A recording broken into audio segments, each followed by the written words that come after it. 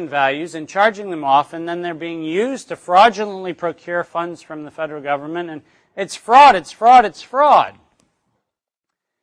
And we find ourselves with a problem, because if we actually tell somebody that the patents that they donated were worthless, it sounds like we might indict the patent office, because the patent office issued that thing. That's like the government saying that what we issued wasn't worth crap. And so how do we deal with this? We need a soundbite. That was a quote. We need a soundbite. I said, try this on for size. It costs $1.4 billion a year to run the United States Patent Office. How much we spend every year to issue counterfeit innovation. $1.4 billion a year.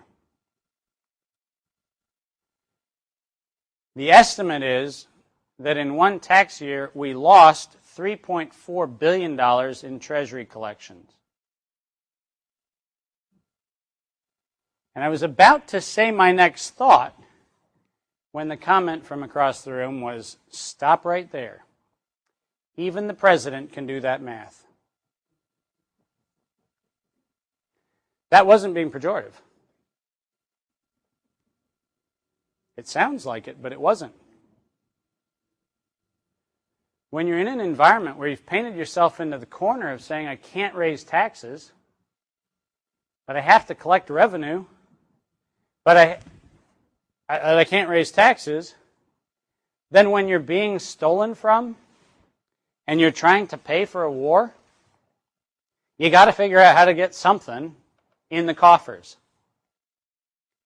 And in the space of 7.5 months, we went from no legislation on closing this tax shelter to not only it being closed, but a full-blown IRS enforcement action supported by the commissioner himself to close what was estimated to be the third largest tax shelter in U.S. history. Now, I've been told that the IRS can't move quickly. I've been told that Congress can't move quickly. I've been told that a lot of things can't happen on the Hill. And the fact of the matter is a lot of things can't happen quickly on the Hill. Let's just establish that as a Newtonian apple kind of falling to the ground thing. But there are times when you can present a case compelling enough where action is quick. Now, I would not advocate that we necessarily try to apply that analogy to what we've talked about here. But I would suggest that we could find it in our financial best interest as a country to actually act in certain ways to at least hedge our bets, even while we're doing some things that may not necessarily support our hypothesis. And so the issue is accountability in government is likely not going to come about because people suddenly are going to get struck with this compulsion to be accountable. But there's an outside chance that we might be able to gain accountability if what we're presenting is so pathologically obvious that the penalty for not acting is actually higher than the penalty for letting the status quo be preserved. Lest you believe that I'm talking in fantasy terms, I'm going to share with you an example of what I'm talking about. Less than 18 months ago, the United States Navy began a project, and in that project, it was trying to develop GPS-independent navigation systems for unmanned undersea vehicles. Unmanned undersea vehicles.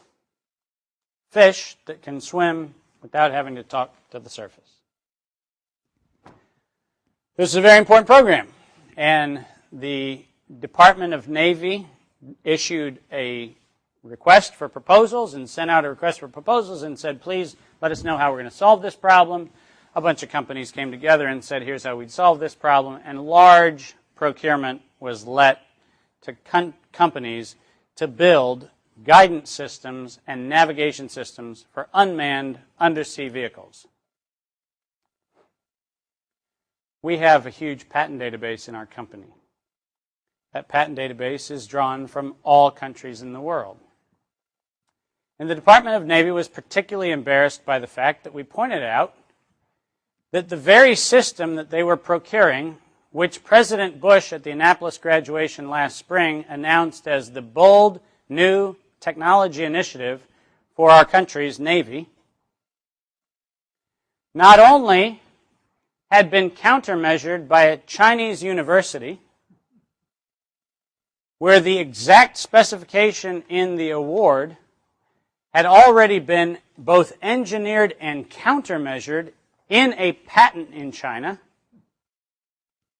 but more interestingly, that the Chinese university that had patented the countermeasure sent their patent application to the United States Patent Office and got a U.S. patent issued on the countermeasure for the system, which is the bold new direction for our fleet. I wish I could make that stuff up. I wish I lived in a world where I just pulled that one out of a loose hair. Oh, I don't have hair. That's the problem. Let me tell you what happened there.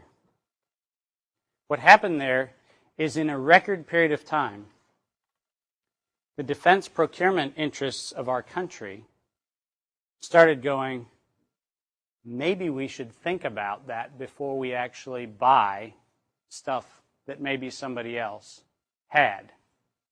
And oddly enough, the Department of Defense is the first department, not the last, to actually procure through a filter that says, look to see if what you're buying is really unique and novel and new, or whether what you're buying has already been developed, commercialized, and countermeasured before you buy it.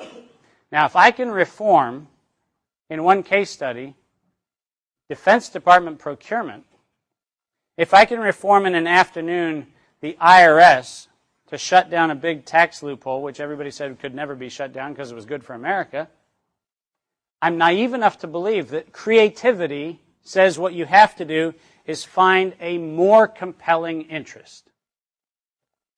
And on that note, I would suggest that the challenge that we all face is how to find the more compelling interest. How to find Orpheus's music, which is sweeter than the sirens, even if it sounds like rap. David, let's do one more question here. Leo had a question, and then Leo had a question. David, this is taking this to a micro level. What would be, given this confluence of factors that you see, what would be your advice to U.S. citizens in terms of how to protect their own family's economic well-being? That's a great question. I would suggest that you take a family vacation to at least one country that borders the Persian Gulf and teach your kids that these people are wonderful people. Number one, I think that you cannot do anything in the life of a spouse, a friend, a parent, a child that is more valuable than making sure that there's a place that doesn't hate you, that you can live. You can have good times. So that's number one. And by the way, that is not a touchy-feely answer, people. Despair comes from believing that you're on an island. That's where despair comes from. If you're not on an island, all of a sudden you at least are not on an island. It's actually a good thing. That's number one. Number two is find a currency that is largely not floating on the U.S. dollar.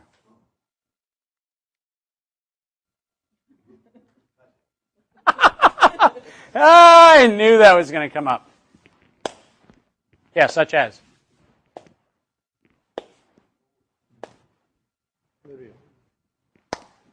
Libya.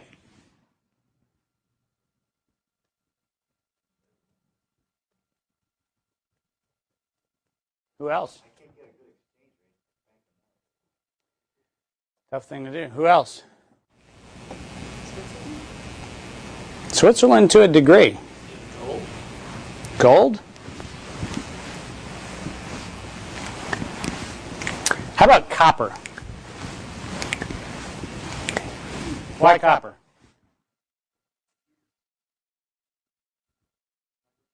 Yeah. How about silicon? How about commodities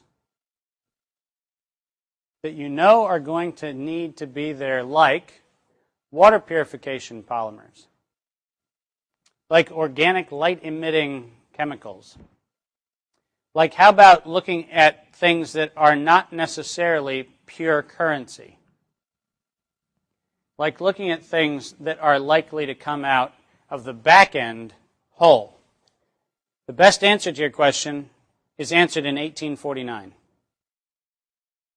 In 1849, there were a bunch of companies that started, and by 1890, most of them ceased to exist. Most of those companies were mining companies or had a mining interest. One of those mining companies was an 1852 unmitigated failure. It was named Kennecott.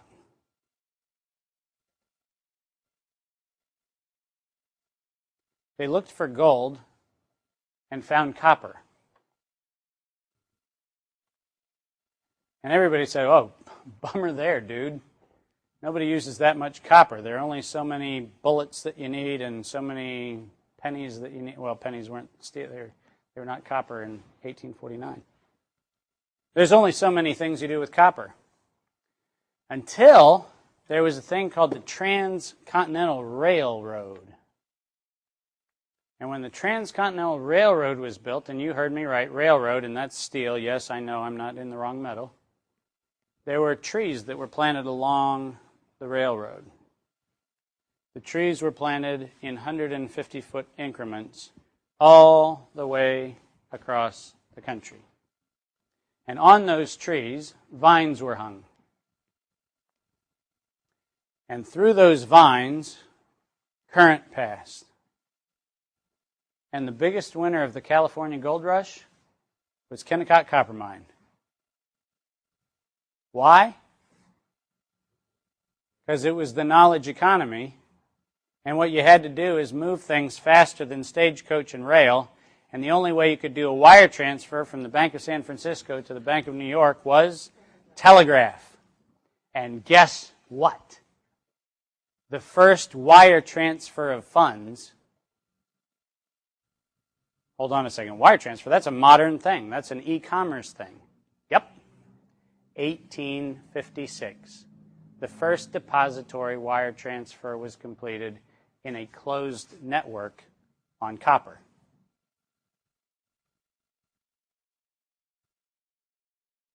Guess what? We're still there. You just have to be creative. You have to look at the fact that everybody thought it was a gold rush. So they went to gold. Somebody said, people actually are going to be transporting value.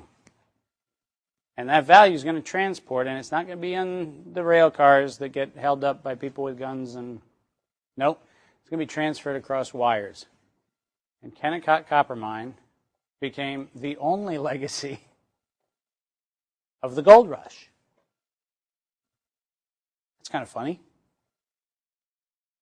But that's the answer. The answer is look at what you still have to have at the other end. Polymers for clean water. Remote fuel distribution and storage. Hey, all of a sudden now I'm starting to talk about things that you actually know what they are. Why? Because they're already here. Cool thing is, they're still already going to be here because we're going to need those things. That's where I'd go, because the fact of the matter is that it would be tough for us to buy enough currency to hedge this thing. It would be tough to buy a security that's not affected somehow by this. But it isn't tough to figure out how to get interest in necessary commodities, necessary chemicals, necessary structures, designs, engineering, and so forth and so on. And I would say that to answer the question the way you wanted me to, not the travel the world and hang out with people, but the other, that's where I'd go.